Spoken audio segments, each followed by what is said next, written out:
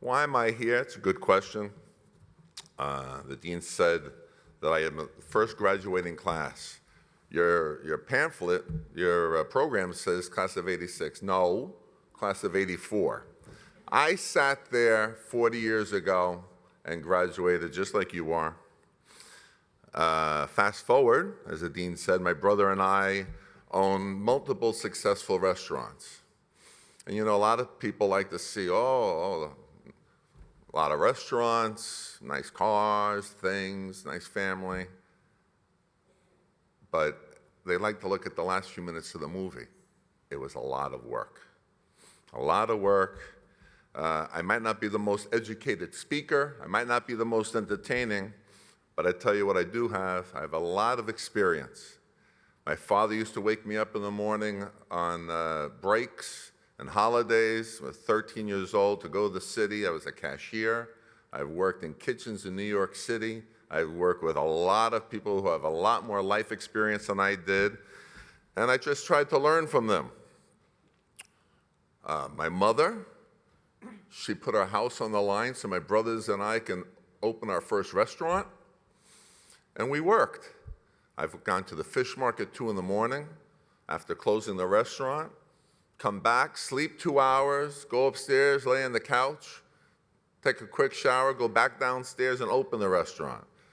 My brothers and I would take turns using that fish van to take girls out on dates because that's the only car we had. And you better have that van back by 2 in the morning because that's what time you have to go to the fish market. It was a lot of work, a lot of stress, but it was also a lot of fun. You know, I feel like I was just in your seats. I feel like I'm 30 years old.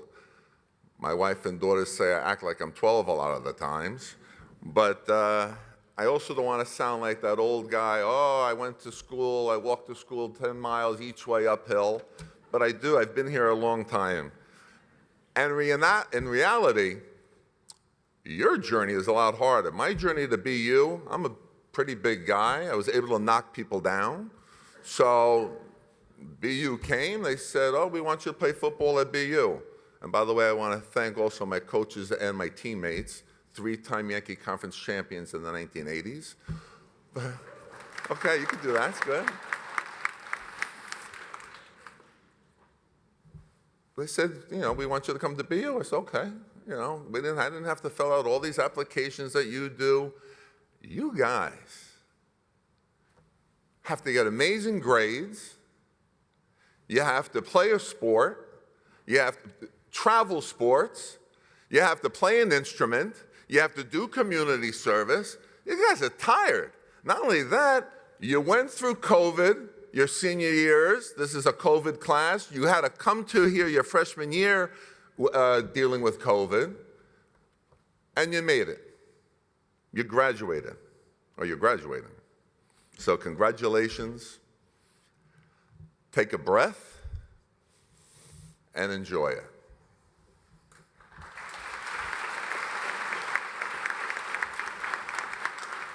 All right, that's enough.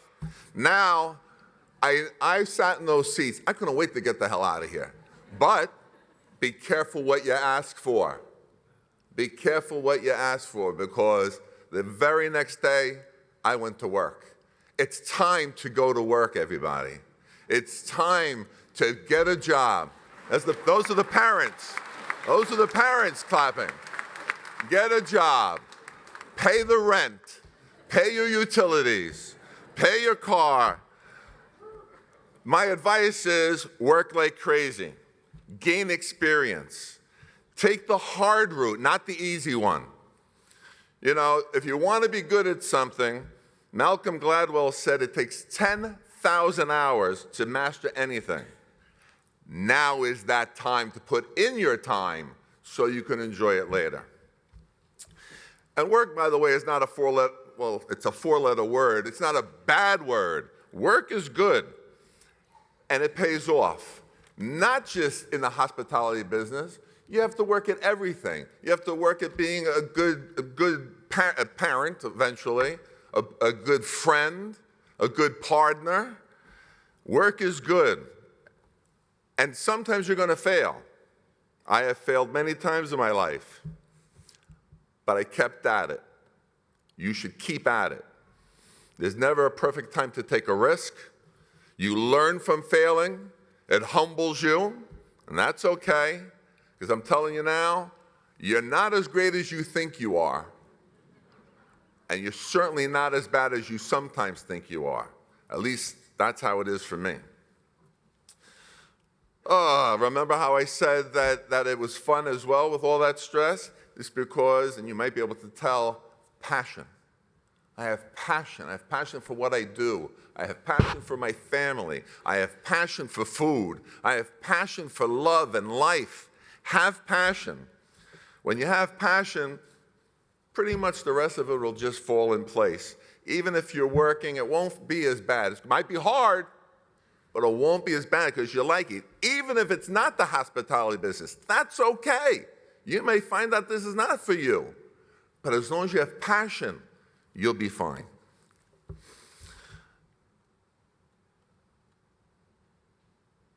Being present.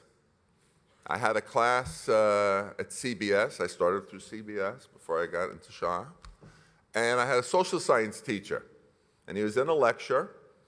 And he told us to put our pens down. Put your pens down. Everyone was taking notes. This was before laptops and your phones. And everyone was writing down what he was saying.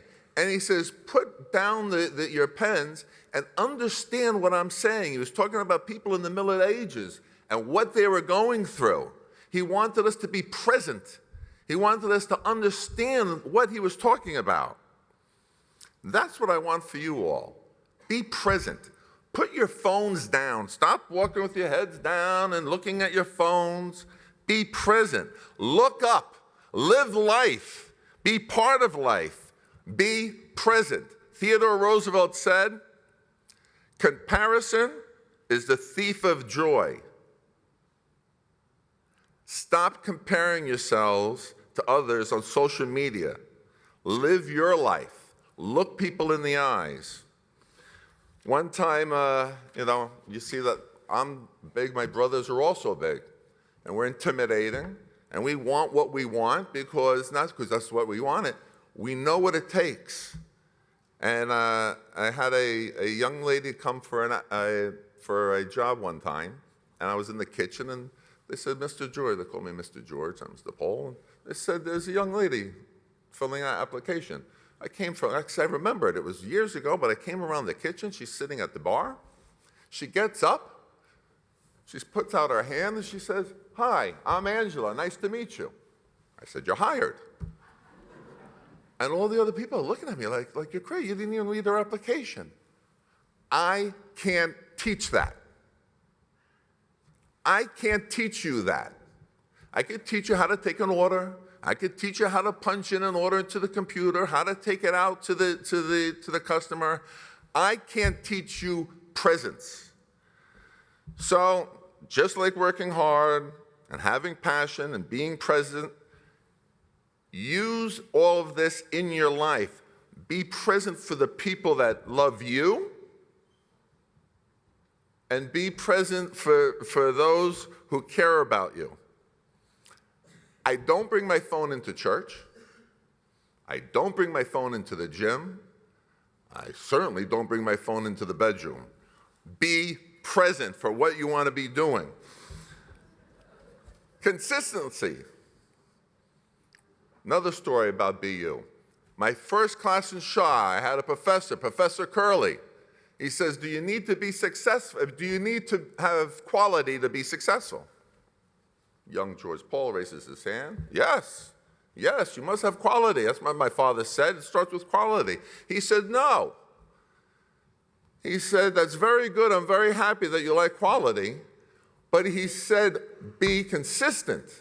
He said, it's going to be on the final. It's going to be on your final too, but you're leaving. Consistently fulfill the expectations you have created. I still remember to this day, consistently fulfill the expectations you have created. It's starting to get a little dry. I think I should have some water, but I'll keep going. They want me to finish. What does that mean? Well, his example was Howard Johnson's. Hey, thanks, man.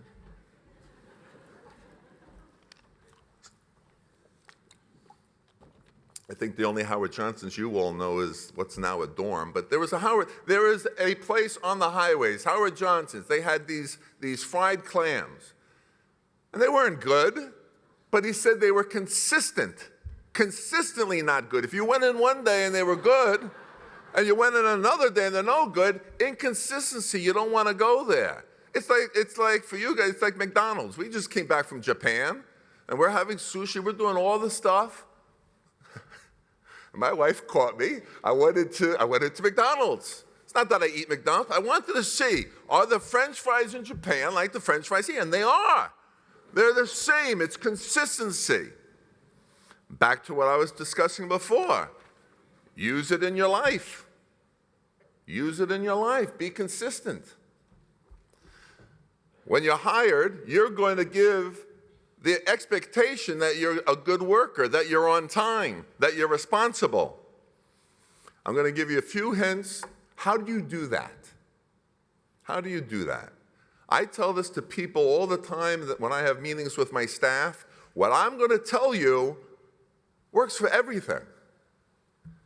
Be early. My watch is set 15 minutes early because my coach, I went to a meeting, a football meeting, and the door was locked. I walk in, me and a few other, I wasn't alone, a few other guys. I look at the clock. It's 5 minutes to time that we're supposed to have the meeting. The only nut was me. I said, Coach, you go by my watch. I don't know what that means, but from now on, I always kept my watch early. Be early. Get a good night's sleep, which is contrary to my getting my 2 hours here and there. But if you can get a good night's sleep whenever you can, you have clear eyes. Take care of yourself. Have good hygiene. Act as if. I've had managers, I said, why'd you let that person come late? Well, I'm not the general manager. I can't say anything. Yes, you can. Act as if wherever you go, even if it's a stepping stone for your next job, that job is what you should be concentrating on, being present with that job. Know your product. If you're a salesperson, if you're selling a car, you don't say, oh, it's a blue car. Oh, it's got power steering, it's got leather, you've got this, you've got that. Know what you're selling. Know what you're talking about. Be prepared. Hospitality is no different than being a doctor or a lawyer. You don't have a lawyer come into court late and not being prepared. It's the same thing for all of us, no matter what you do. These little things matter. And like I said, everything I've said, you use in your life for your coworkers, being there for your community, being there for people you love. They need to know they can rely on you. Speaking of love, because it all comes back to love, you may have noticed that everything I talk about, passion, being present, being consistent, this applies to everything. But at the end of the day, isn't love the key ingredient in the mix? It's no accident that when we talk about cooking, and we talk about a great meal that's made with love. Hospitality is love. Serving others, nourishing others, sharing with others. My wife doesn't cook often. She can cook.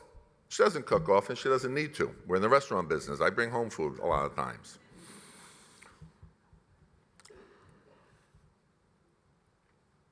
But sometimes she'll make my favorite cookie. Usually Valentine's Day, when I take what I say, I'm having, my love cookies. When she makes lasagna for us on snow days, when my kids knew there was no school, she makes pie. And when you watch her making the pie, you see the love. When I eat it, I tell my wife, I can taste the love. Just like when your grandmother or someone in your family makes you a dinner or makes you something. It's made with love. I wish I can give you 40 years of experience, 50 years of experience in a few minutes. I really wish I could. but then it would be robbing you of your journey.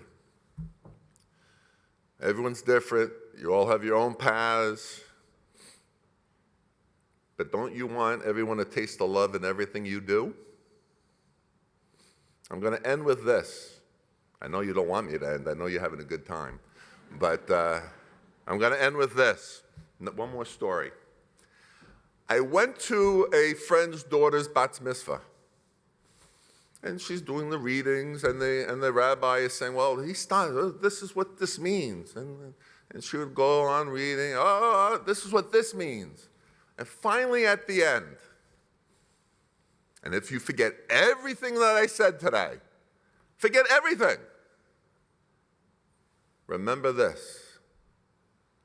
This is what I took from what he said. He said, are you a good person? And did you do something good for someone today? Are you a good person? And did you do something nice for someone? So, congratulations, class of 2025. Go out there, work, serve, fall down, get back up again.